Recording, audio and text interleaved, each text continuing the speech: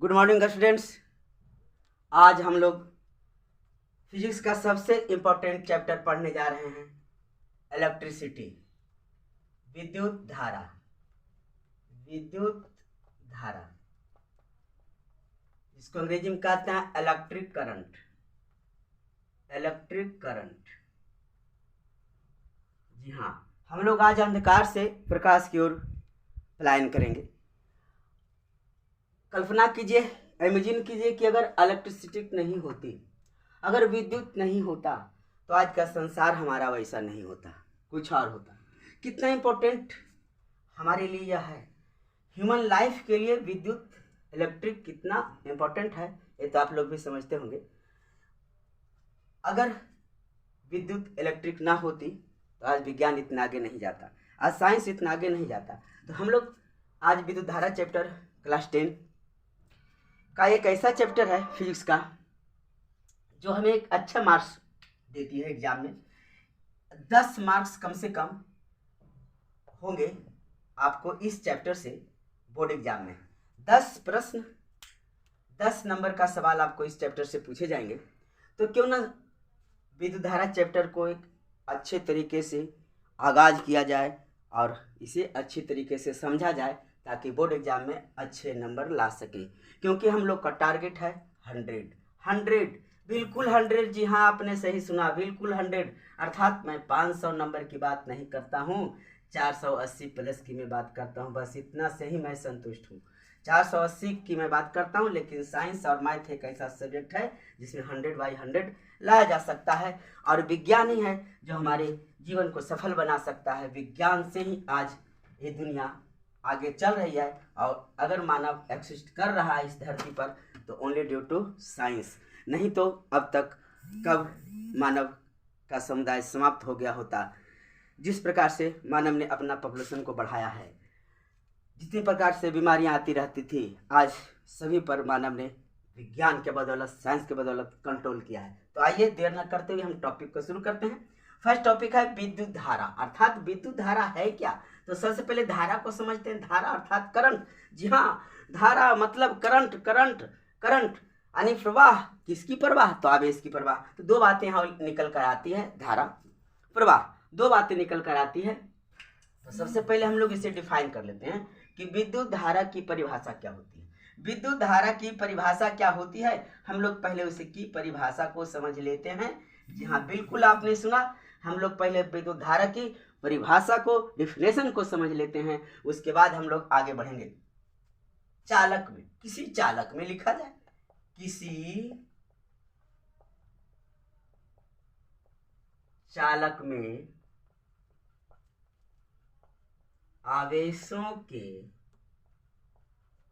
प्रवाह, किसी चालक में आवेशों के प्रवाह की दर को विद्युत धारा कहा जाता है। विद्युत धारा कहते हैं, विद्युत धारा कहते हैं। तो यहां से दो बातें निकल कर आ रही है, एक तो आवेश आ रही है। तो सबसे पहले आवेश को हम लोग समझ लेते हैं। सबसे पहले आवेश को समझ लेते हैं। तो विद्युत धारा जो इलेक्ट्रिक करंट होता है, इसे आई से सूचित किया जाता है, आई से डिनोट किया जाता है। विद्युत धारा को, विद्युत धारा को आई से प्रदर्शित किया जाता है, जिसे यानी विद्युत धारा का मात्रक एम्पियर होता है। ये भी ऑब्जेक्टिव क्वेश्चन आ सकता है। विद्युत धारा का एसआई मात्रक एम्पियर है। विद्युत धारा का एसआई मात्रक एम्पियर है। तो हमें आवेश को समझना होगा कि किसी चालक में आवेशों के प्रवाह की दर को विद्युत धारा कहते हैं। किसी चालक में आवेशों के प्रवाह की दर को विद्युत धारा कहते हैं। दर को, रेट को विद्युत धारा कहते हैं। तो चालक से हम लोग समझ रहे हैं जिसे गुड कंडक्टर ऑफ इलेक्ट्रिसिटी कहा जाता है। कंडक्टर सिल्वर हो गई, एजी जिसे अर्जेंटम कहते हैं, सबसे अच्छा चालक है अर्जेंटम यानी चांदी। उसके बाद आपको कॉपर हो गए, आयरन हो गए, ये सारे चालक तार हैं, सारे चालक पदार्थ हैं। उनसे होकर इलेक्ट्रिसिटी का प्रवाह होता है। गमन होता है। तो एक बात यहाँ निकल कर सामने आ रही है, आवेश। आवेश का मतलब क्या होता है, आवेश की उत्पत्ति कैसे होती है। तो सबसे पहले इसकी उत्पत्ति को हम लोग समझते हैं। एक कंघी ले लेते हैं और अपने सूखी बाल में अगर हम उसे घर्षण करते हैं और घर्षण करने के बाद छोटे छोटे टुकड़ों के पास जब हम उसे ले जाते हैं, जब हम उससे छोटे छोटे टुकड़ों के पास ले जाते हैं तो कागज के छोटे टुकड़े को कंघी क्या करता है, आकर्षित कर लेता है। कागज के छोटे टुकड़े को कंघी क्या करता है, आकर्षित कर लेता है। कागज के छोटे टुकड़े को कंघी आकर्षित कर लेता है। इसका मतलब हो गया कि यह चार्ज हो गया, चार्ज हो गया। आवेश को अंग्रेजी में हम लोग कहते हैं क्या, चार्ज, चार्ज हो गया।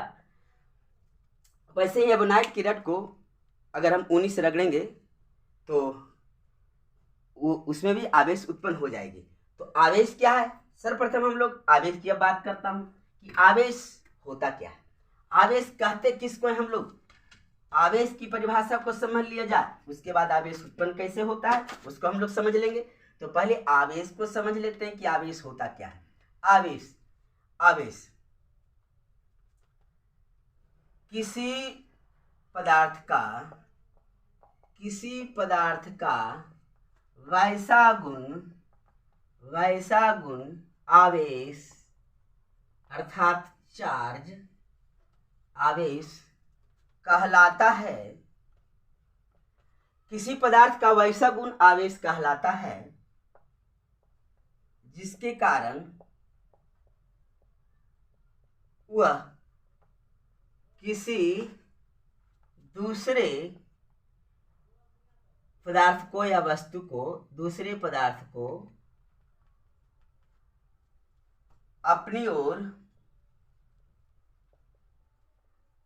आकर्षित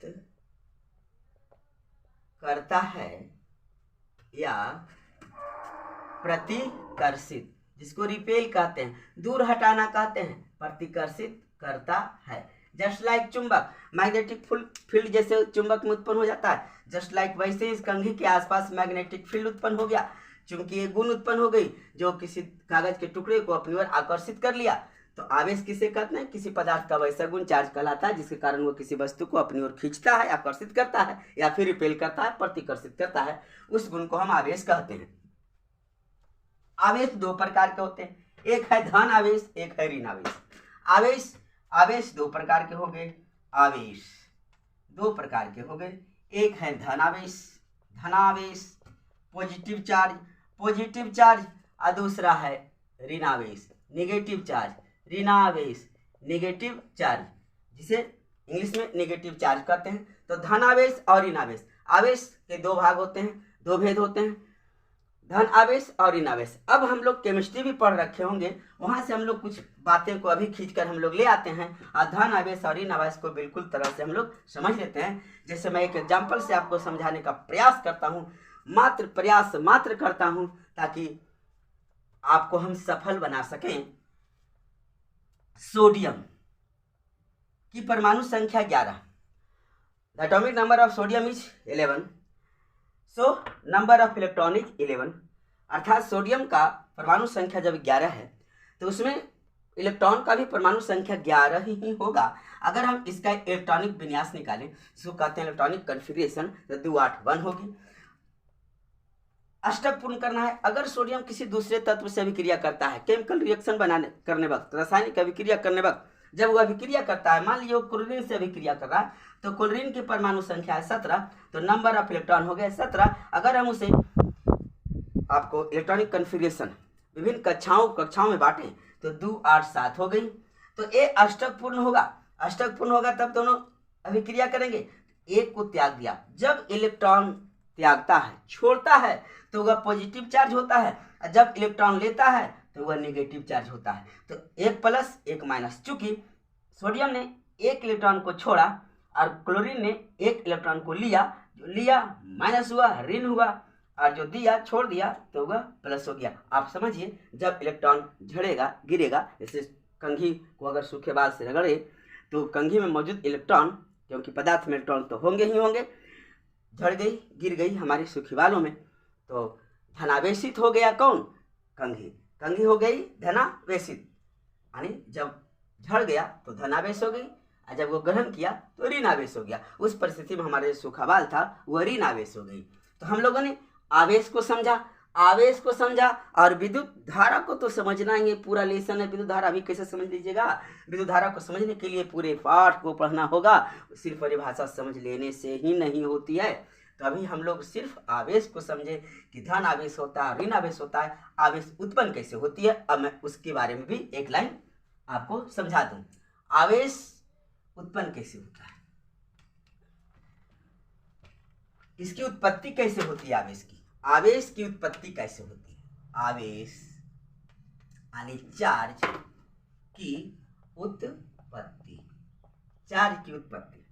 जब कोई दो वस्तु आपस में घर्षण करते हैं, जब कोई दो वस्तु आपस में घर्षण करते हैं, जी हाँ बिल्कुल आपने सही सुने, जब दो वस्तु आपस में घर्षण करते हैं, घर्षण करते हैं, घर्षण करते हैं, तो आवेश उत्पन्न होता है। जब कोई दो वस्तु, जब कोई दो वस्तु आपस में घर्षण करते हैं, यानी फ्रिक्शन करते हैं, तो आवेश उत्पन्न होता है, तो आवेश उत्पन्न होता है।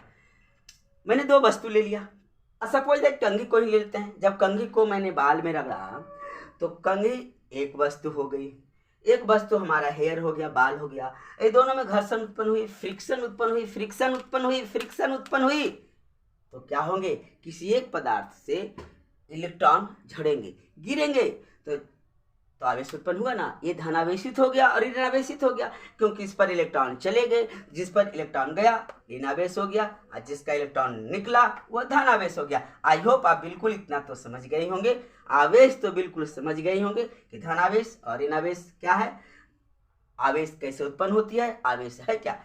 हम लोगों ने विद्युत धारा का परिभाषा भी देखा। अब हम लोग आगे बढ़ते हैं।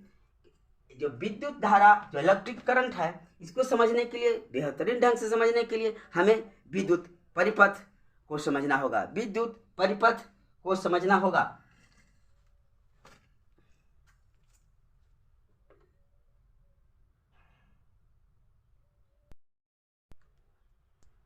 आवेश का मात्रक, हम लोगों ने अब तक आवेश की उत्पत्ति, आवेश के बारे में और विद्युत धारा की परिभाषा को समझ लिया। अब हम लोग आवेश का मात्रक, विभिन्न मात्रकों के बारे में जानते हैं। आवेश का मात्रक कूलाम होता है, आवेश का मात्रक कूलाम है, यानी सी। इसे क्यू से डिनोट किया जाता है, क्यू से। आवेश का मात्रक कूलाम है। अन्य तीन मात्रक को आप लोग समझ लें, क्योंकि न्यूमेरिकल में आ सकता है और आपके बुक में भी एक क्वेश्चन दिया हुआ है। Milli, micro, nano,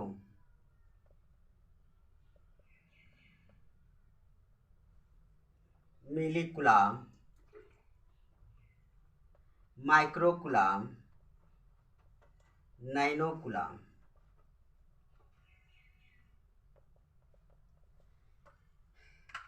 milli coulomb के बात जैसे ही आई हम लोग फौरन समझ लेंगे 10⁻³ या तो फिर इसे 1/10⁻³ हम लोग कहेंगे। इस बात को आप लोग समझ ही रहेंगे, मैथ में क्लास 7-8 में बनाए होंगे। 10⁻⁻6, 10⁻⁻9, ये अन्य मात्रक हो गए आवेश के।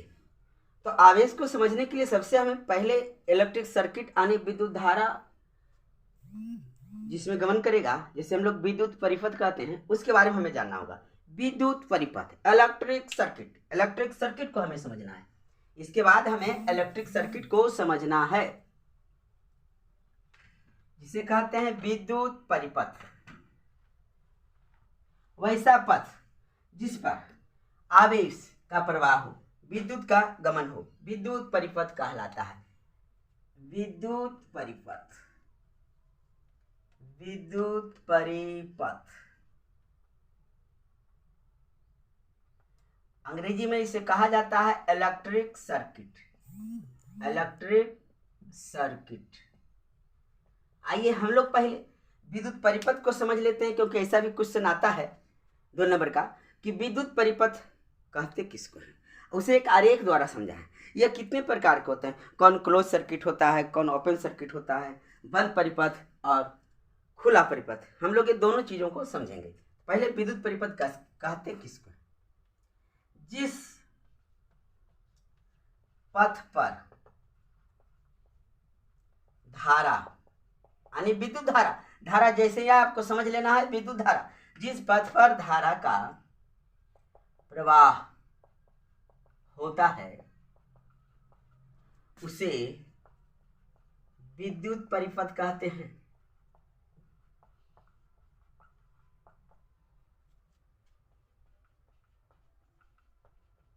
जी हाँ साथियों, विद्युत परिपथ यानी इलेक्ट्रिक सर्किट, जिस पथ पर जिस रास्ते से धारा का प्रवाह होती है, इलेक्ट्रिक करंट का प्रवाह होती है, वो गमन करता है, उस पथ को ही विद्युत परिपथ कहा जाता है।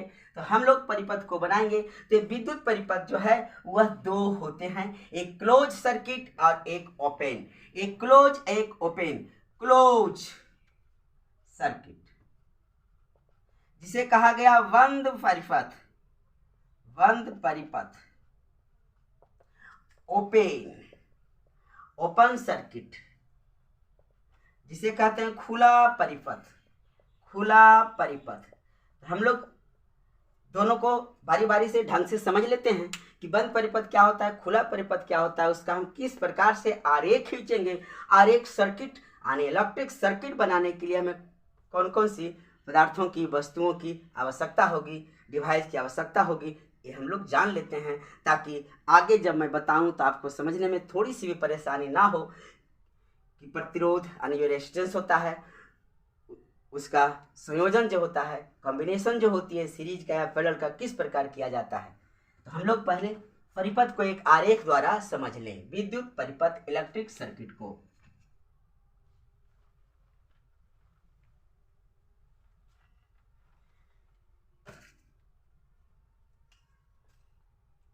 यह है चालक तार, ये रहा आपका सेल यानी बैटरी,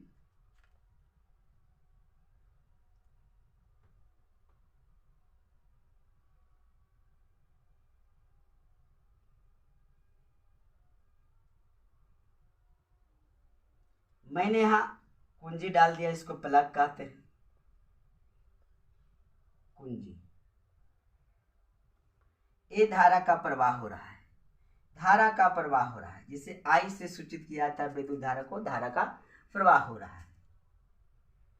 मैं यहाँ फिलहाल नहीं बताऊंगा, ये रेजिस्टेंस है, फिलहाल यहाँ नहीं बताता हूँ मैं यहाँ से आपको एक इलेक्ट्रिक बल्ब बना लिया, इलेक्ट्रिक बल्ब बना लिया, इलेक्ट्रिक बल्ब। ये ग्लोइंग करेगा, ग्लोइंग करेगा, क्योंकि यह बंद परिपथ है, क्योंकि यह बंद परिपथ है। बंद परिपथ से धारा का प्रवाह होता है, बंद परिपथ से धारा का प्रवाह होता है, धारा का प्रवाह होता है, क्योंकि यह बंद परिपथ है और बल्ब जो है वह ग्लोइंग कर रहा है, प्रकाश दे रहा है, लाइट इमिट कर रहा है, प्रकाश उत्सर्जित कर रहा है। तो बंद परिपथ है यह। इसमें मोर देन वन सेल है, सेलों के समूह को, सेलों के समूह को बैटरी कहा जाता है। यह भी लिखने के लिए कभी कभी आता है कि बैटरी किसे कहते हैं, बैटरी से आप क्या समझते हैं, तो सेलों के समूह को बैटरी कहा जाता है। सेल क्या है, सेल एक ऐसी युक्ति है जिसमें रासायनिक ऊर्जा संचित होती है। सेल एक ऐसी युक्ति है जिसमें रासायनिक ऊर्जा संचित होती है, जिसका इस्तेमाल हम भविष्य में कर सकते हैं। डीसी डायरेक्ट करंट उससे हमें प्राप्त होती है। एसी और डीसी हम लोग इसमें समझेंगे, फिर नेक्स्ट लेसन में, इसके अगले वाले लेसन में हम लोग उसमें प्रभाव में हम लोग उसे अच्छी ढंग से और समझेंगे, डायनेमो के बारे में और जनरेटर के बारे में। तो ये हो गई आपकी बंद परिपथ। अब हम लोग इसे खुला परिपथ को बनाते हैं। खुला परिपथ मैंने यहां बना दिया बैटरी, यहां डाल दिया प्लग यानी कुंजी,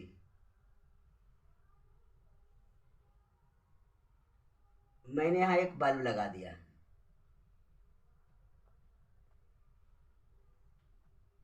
लेकिन यहाँ मैंने खुला छोड़ दिया, मैंने यहाँ खुला छोड़ दिया, तो क्या है, यह खुला परिपथ है, ये ओपन है, खुला परिपथ है, खुला परिपथ है। इसे धारा का प्रवाह नहीं होगा, धारा का प्रवाह नहीं होगा क्योंकि खुला परिपथ है। यहाँ से वायर का कनेक्शन नहीं है। या तो फिर अगर वायर का कनेक्शन है, अब मैंने यहाँ स्विच लगा दिया, मैंने यहाँ जो स्विच लगाया हूँ, यह जब स्विच आप लगाते हैं घर में देखे होंगे घरेलू वायरिंग में, जब स्विच लगाते तो ऑन ऑफ होता है, जब ऑफ कर दी जाती है, जब ऑफ कर दी जाती है तो यहाँ से कनेक्शन उसका कट जाता है तो ये खुला हो जाता है। यहाँ पर जो स्विच होता है वह इस प्रकार से खुला रह जाता है, तो इसको हम ओपन बोलेंगे, हम इसको ओपन बोलेंगे। ओपन परिपथ है, यह खुला हुआ है, ऐसा भी खुला परिपथ हम बना सकते हैं। लेकिन जब यहाँ मैंने एक स्विच दे दिया इसको एक बंद कर दिया, यानी यह ऑन है, तो यहाँ से धारा का प्रवाह लगातार हो रहा है, तो यह फिर ओपन परिपथ हो, क्लोज परिपथ हो गई, यानी क्लोज सर्किट है यह। तो इस प्रकार हम लोग क्या देख रहे हैं कि परिपथ दो प्रकार के होते हैं, एक खुला और एक बंद। तो बंद परिपथ से ही धारा का प्रवाह होगा। एक परिपथ बन गई सेल से, बैटरी से, यहाँ बैटरी है या बैटरी है, मोर देन 1 सेल है, इससे क्या हुआ, धारा का प्रवाह, इधर पॉजिटिवली चार्ज है, इधर नेगेटिव है, पॉजिटिव तरफ से इधर से धारा का प्रवाह हुई और ब्लिंक किया बल्ब, यहाँ कुंजी लगा हुआ है, प्लग लगा हुआ है, धारा का प्रवाह सतत गमन कर रहा है। सतत प्रवाह हो, सतत लगातार प्रवाह होता रहता है बंद परिपथ में, लेकिन खुला परिपथ में नहीं होता है क्योंकि वायर की कनेक्टिविटी नहीं होती है। तो हम लोगों ने अभी देखा खुला परिपथ और बंद परिपथ। अभी आवेश का मैंने एसआई मात्रक कूलाम भी बताया, मिनी कूलाम, माइक्रो कूलाम और नैनो कूलाम के बारे में भी पढ़ा।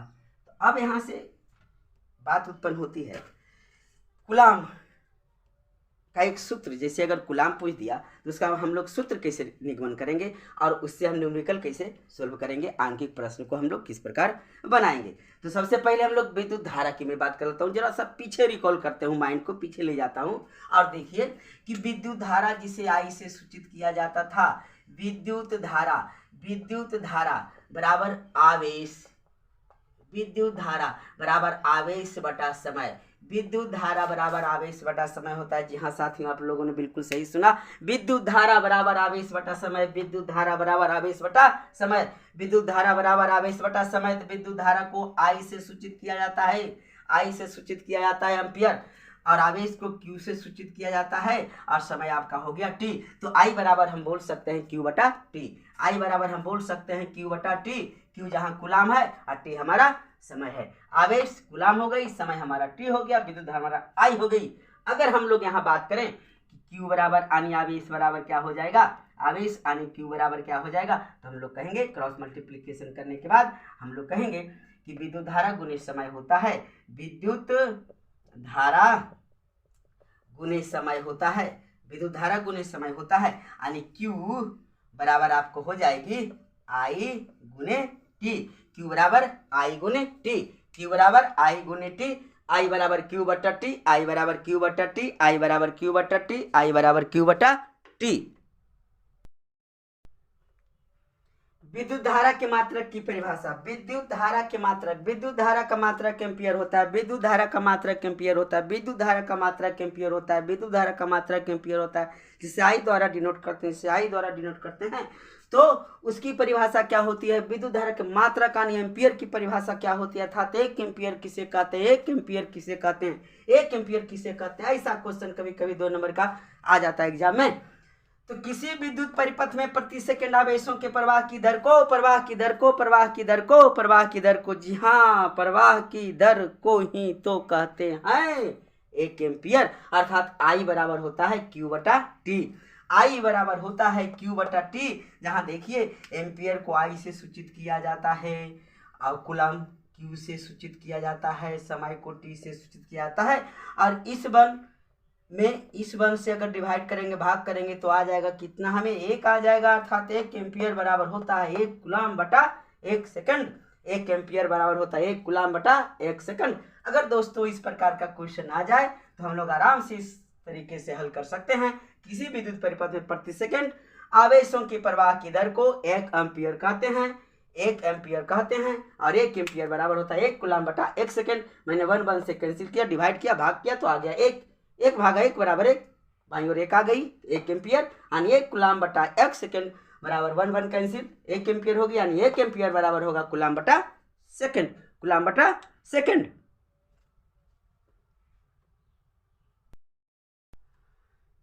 एक क्वेश्चन है, 1 कूलम आवेश में इलेक्ट्रॉन की संख्या ज्ञात करें। 1 कूलम आवेश में इलेक्ट्रॉन की संख्या ज्ञात करें, जहां आपको एक गिवन रहेगा, एक इलेक्ट्रॉन का मान होगा 1.6 गुने 10 पर पावर -19, 1.6 गुने 10 पर पावर 19। इसमें आपको इलेक्ट्रॉन की संख्या ज्ञात करनी है, इलेक्ट्रॉन की संख्या ज्ञात करनी है। तो आप जरा इमेजिन कीजिए, सोचिए कि 1.6 गुने 10 पर पावर -19 है, पावर -19 है, तो इलेक्ट्रॉन की संख्या ज्ञात करनी है। संख्या कभी नेगेटिव में होती नहीं है।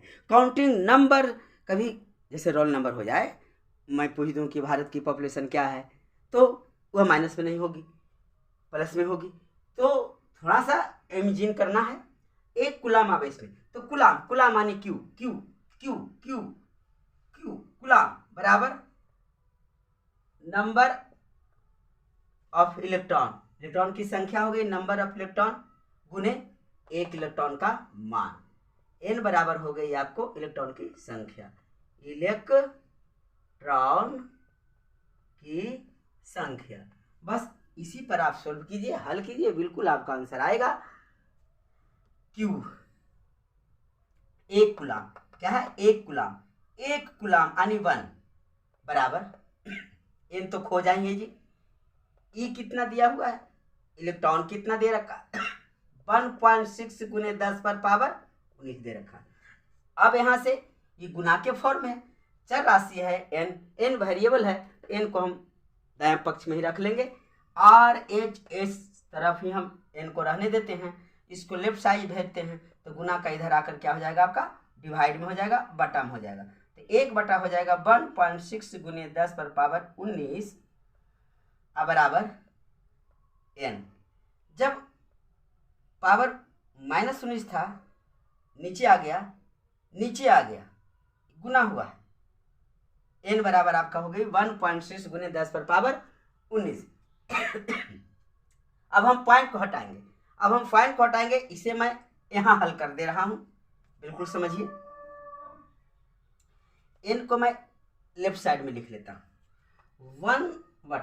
1/1.6 गुने 10 पर पावर 19 है, और जब डिनोमिनेटर में माइनस में है तो इसको न्यूमरेटर बनाकर भेजेंगे तो वह प्लस में हो जाएगा, तो n बराबर हो जाएगा 1/1.6, यहाँ चला गया ही, तो 10 टू दी पावर 19 पॉजिटिव बन गया, वह जाकर पॉजिटिव बन गया। और अगर मैं इस पॉइंट की बात करूं, इस दशमलव की बात करूं, इसे हटाया जाएगा तो ऊपर में 10 हो जाएगा, यहाँ गुना 10 कर सकते हैं ना हम, तो मैं 1 पे ही 0 कर दिया तो क्या दिक्कत है। जब पॉइंट हटती है 1.6 से, तो पॉइंट की जगह 1 देकर के 1 0 देते हैं, और यहाँ हर में है 1.6, तो इस पॉइंट को हटाए तो ऊपर अंश में 1 करेंगे, और दाईं ओर 1 अंक है तो 1 0 देंगे, तो मैंने 10 कर दिया, यानी 10 गुने 1 10 मैंने लिख दिया, और गुने 10 पर पावर मैंने 19 कर दिया, नीचे बची आपका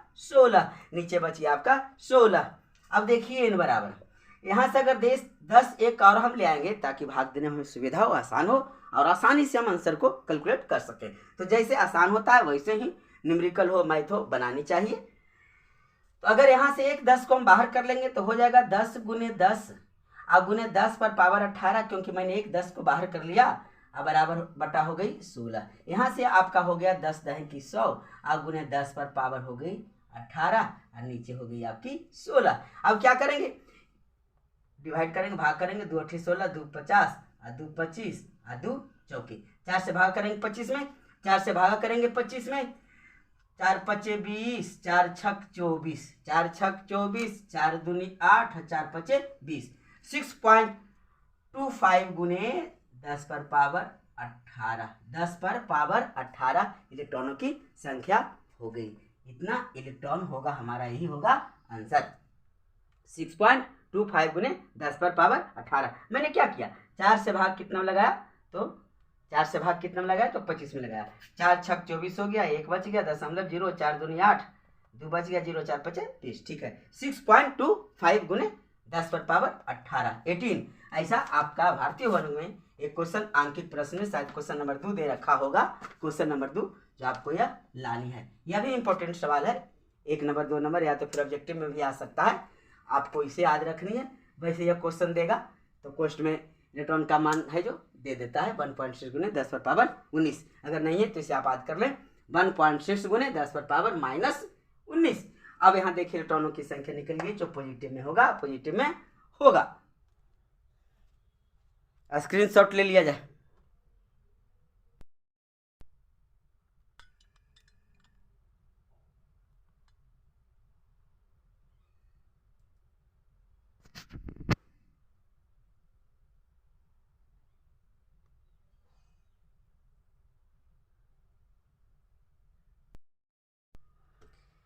क्वेश्चन को देखिए, किसी विद्युत परिपथ में 5 मिनट में 600 कूलाम आवेश प्रवाहित होता है।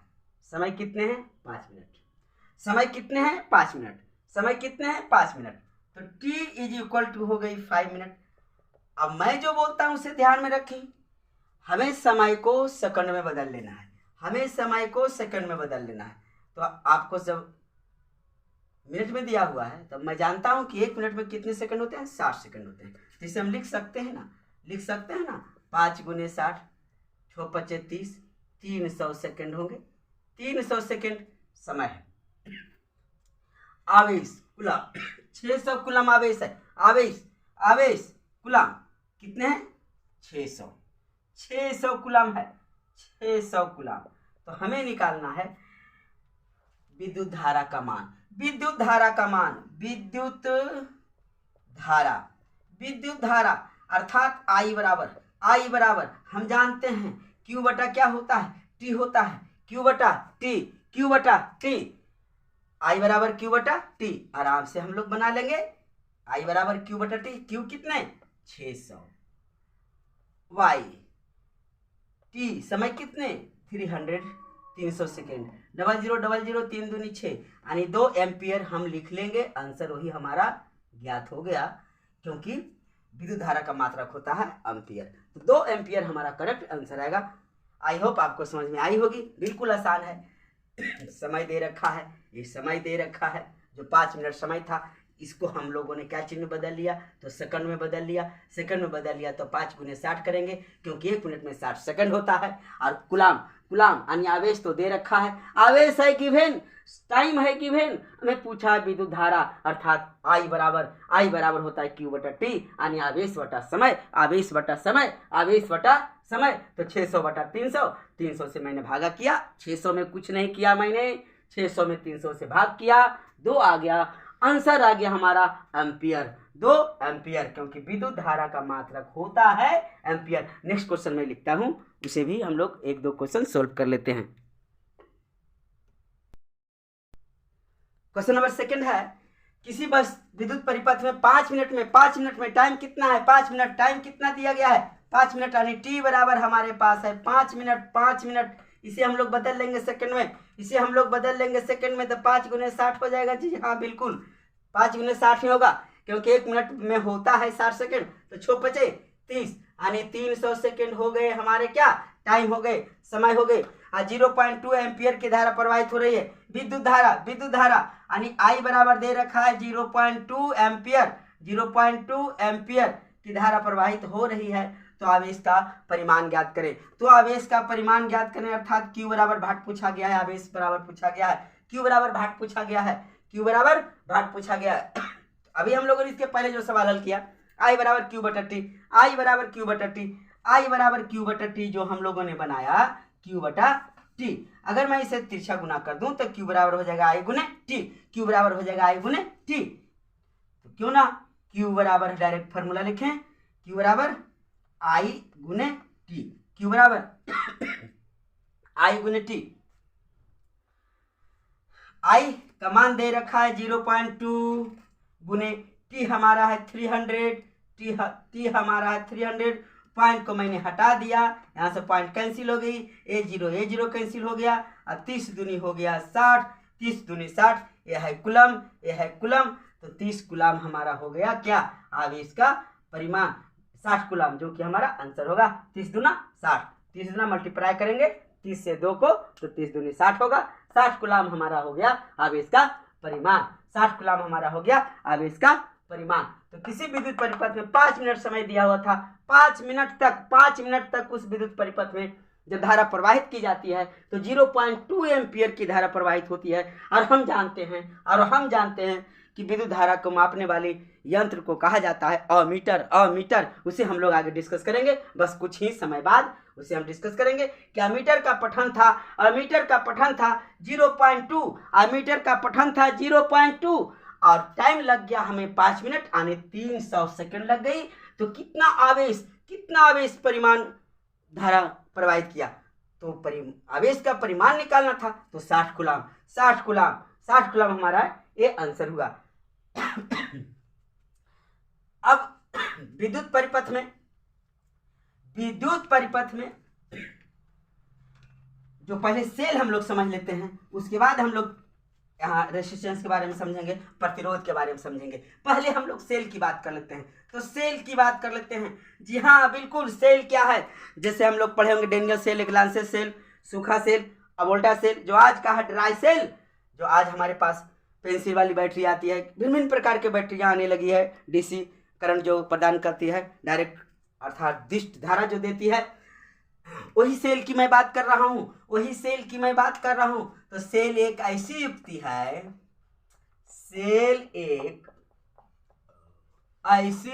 है, यानी डिवाइस, युक्ति मतलब डिवाइस है, जिसमें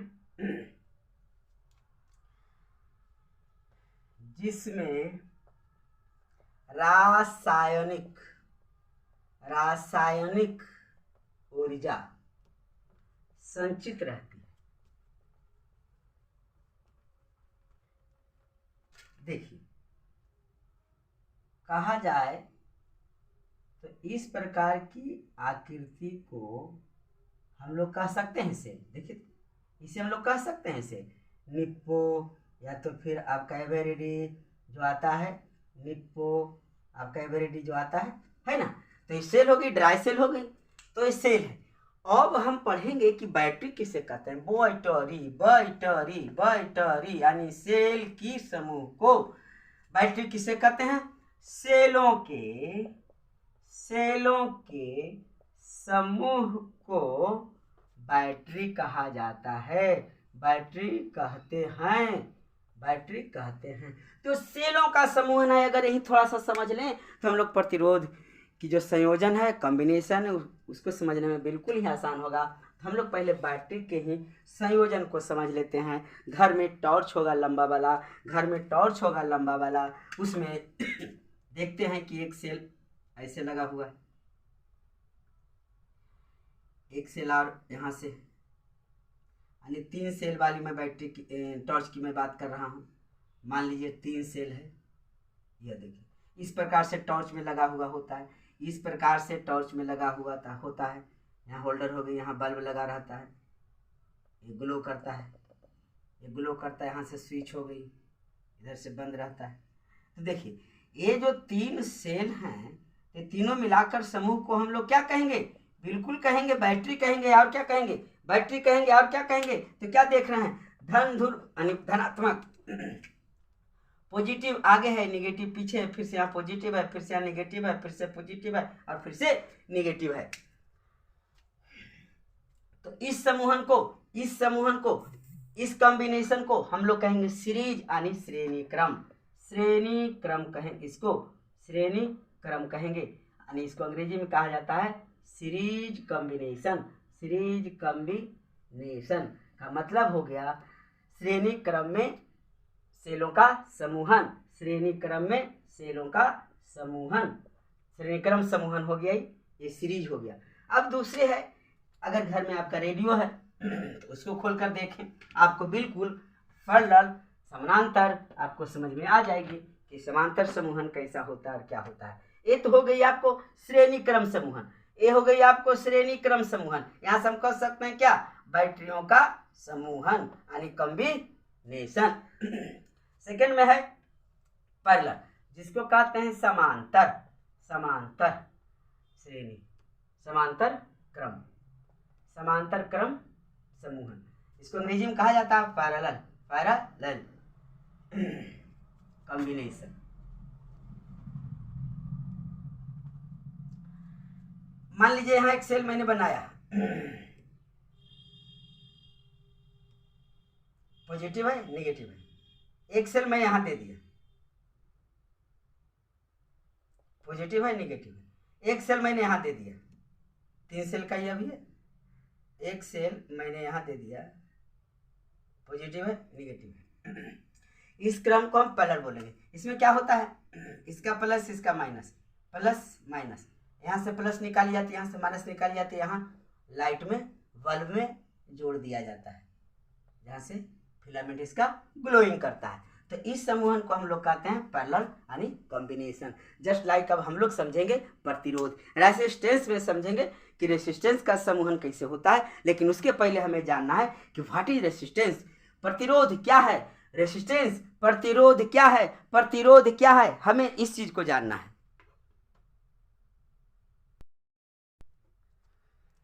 हम लोग रेसिस्टेंस को समझते हैं, प्रतिरोध को समझते हैं। प्रतिरोध, प्रतिरोध, रेसिस्टेंस, प्रतिरोध, प्रतिरोध अंग्रेजी में इसे कहा जाता है रेसिस्टेंस, रेसिस्टेंस। आवेशों की प्रवाह में रुकावट पैदा करना, आवेशों की प्रवाह में रुकावट आना ही प्रतिरोध कहलाता है। आवेशों के प्रवाह में, आवेशों के प्रवाह में रुकावट, रुकावट आना ही प्रतिरोध, प्रतिरोध, प्रतिरोध कहलाता है, प्रतिरोध कहलाता है।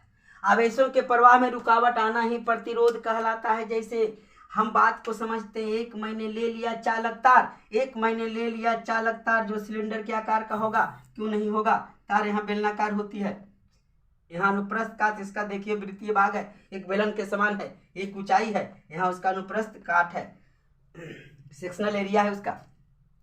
इस तार में बिंदु ए से यानी यहाँ से बिंदु बी तक अगर धारा को प्रवाहित की जाए, धारा को प्रवाहित की जाए, धारा को प्रवाहित की जाए, तो बिंदु ए से टर्मिनल बी यानी दो छोरों के बीच, दो छोरों के बीच, दो छोरों के बीच जो विभवांतर उत्पन्न होगा उसे हम भी से सूचित करते हैं। भी से यानी वोल्टामीटर द्वारा ही विभवांतर मापी जाती है, ये वोल्टामीटर द्वारा विभवांतर मापी जाती है। तो अब हम सवाल करते हैं यहाँ पर कि प्रतिरोध, जो प्रतिरोध का संयोजन है वह 2 प्रकार से होता है, लेकिन उसके पहले हम परिपथ में अमीटर और वोल्टमीटर को, एमीटर और वोल्टमीटर को किस प्रकार व्यवस्थित करते हैं। अमीटर ए हो गई आपकी अमीटर, जहाँ ए लिखा दिखे आप एमीटर समझ लीजिए, जहाँ भी लिखा दिखे आप उसे वोल्टमीटर समझ लीजिए, वोल्टमीटर समझ लीजिए। अमीटर, तो सदा सदा अमीटर जो है, अमीटर श्रेणी क्रम में संयोजित होता है, संयोजित होता है, और एमीटर से विद्युत धारा मापी जाती है, यहाँ से आपका 2 सवाल बनकर आ रहा है जी, 2 सवाल बिल्कुल बनकर आ रहा है कि एमीटर को किस क्रम में संयोजित किया जाता है। तो श्रेणी क्रम में देखिए, जहाँ जिग जैग आपने देखा, जहाँ ये जिग जैग है यही रेसिस्टेंस है, यही आपका है प्रतिरोध जी, यही आपका है प्रतिरोध, यही रेसिस्टेंस है। और सामने है आपका तो सीरीज है, श्रेणी क्रम ही हुई, सामने में श्रेणी होता है, तो एमीटर को सामने उसी चालक तार के सामने रखी गई है, उसी विद्युत परिपथ में रखी गई है। लेकिन जब मैं नेक्स्ट फिगर की बात करूं तो ये आपका है बैटरी, ए है आपका कुंजी, प्लग, स्विच, धारा प्रवाहित होने लगा। आप यहाँ देख रहे हैं कि बिंदु ए से बी और बी से सी और ए से सी ऐसा दर्शाई गई है। यहाँ 2 प्रतिरोध है, एक R1 यहाँ है, एक R2 यहाँ है, लेकिन R1 के सामने पैरेलल स्थिति में, समानांतर स्थिति में देखिए, यहाँ से ए वाली और यहाँ से ए वाली, ये पैरेलल स्थिति में हो गई। ये वोल्टामीटर को पैरेलल यानी समांतर श्रेणी में संयोजित किया जाता है। तो मैं वोल्टामीटर की बात कर रहा हूँ, वोल्टमीटर से विभवांतर मापी जाती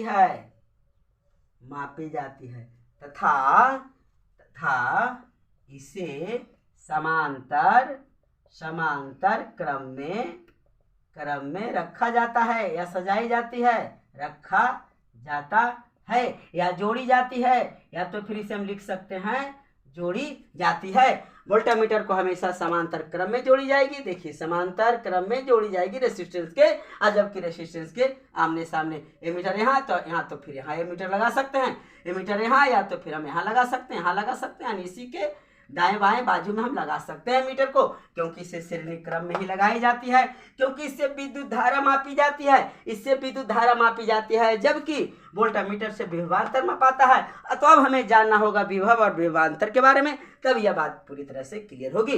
विभव और विभवांतर के बारे में तब यहाँ से बात क्लियर होगी कि विभवांतर क्या है और विभव क्या है। दो बिंदु चालक तार में दो बिंदु के बीच की दूरी, यह विभव का अंतर ही विभवांतर कहलाता है, लेकिन मैं उसे प्रीडिफाइन से समझाऊंगा। अभी मैं आपको बताऊं श्रेणी क्रम और समांतर क्रम जो प्रतिरोध है वह क्या होता है, वह कैसे क्या सूचित होता है, वहां से न्यूमेरिकल आपको बनने वाले हैं। तो आइए हम लोग प्रतिरोध की चर्चा करें, श्रेणी क्रम और संयोजन समांतर क्रम की।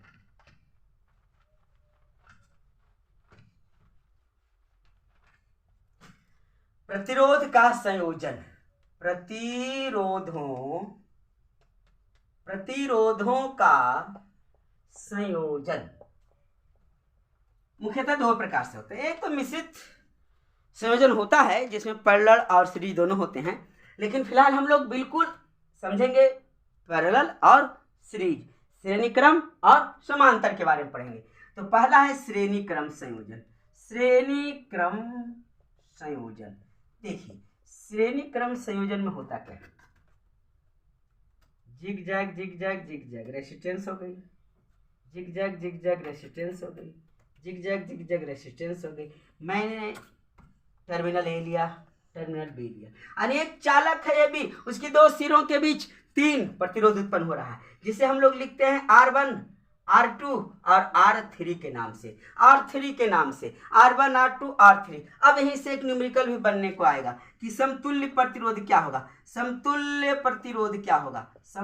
प्रतिरोध किसका समतुल्य प्रतिरोध, तो इसका समतुल्य प्रतिरोध जो गिवन है, जो आपके सामने बोर्ड पर दिख रहा है, R1, R2, R3, जो कि श्रेणी क्रम में है, जो कि सीरीज में है, समतुल्य प्रतिरोध इसका क्या होगा। तो RS लिखेंगे, क्योंकि S से होता है सीरीज, और श्रेणी क्रम को जैसे ही मैंने आपको बताया कि श्रेणी क्रम को सीरीज कहा जाता है, सीरीज कॉम्बिनेशन है, इससे सूचित होगा।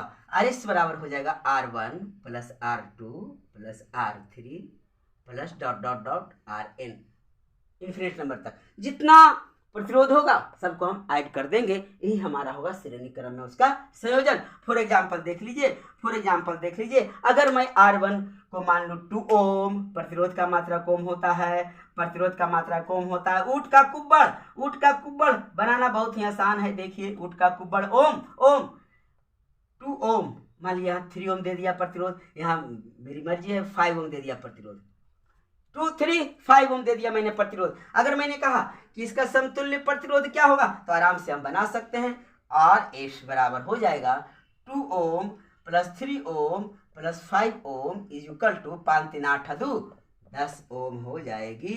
यही हमारा हो जाएगा हमारा आंसर कि समतुल्य प्रतिरोध गिवन है उसका क्या होगा, तो हम लोग निकाल सकते हैं। सीरीज कॉम्बिनेशन में जैसे ही हो, जितना प्रतिरोध दिया हुआ है हम उसे ऐड कर लेंगे, बिल्कुल आसान है। अब हम लोग पैरेलल में आते हैं, समांतर संयोजन को भी देख लेते हैं।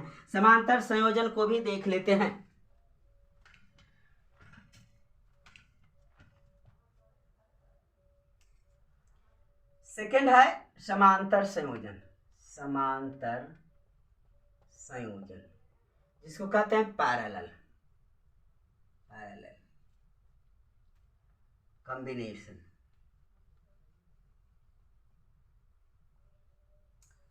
यह कैसा होता है, जिग जैग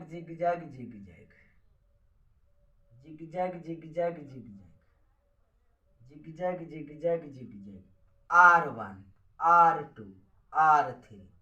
ये देखिए, ये हो गया समानांतर संयोजन, ये हो गया समांतर संयोजन, जिसे कहते हैं पैरेलल कॉम्बिनेशन।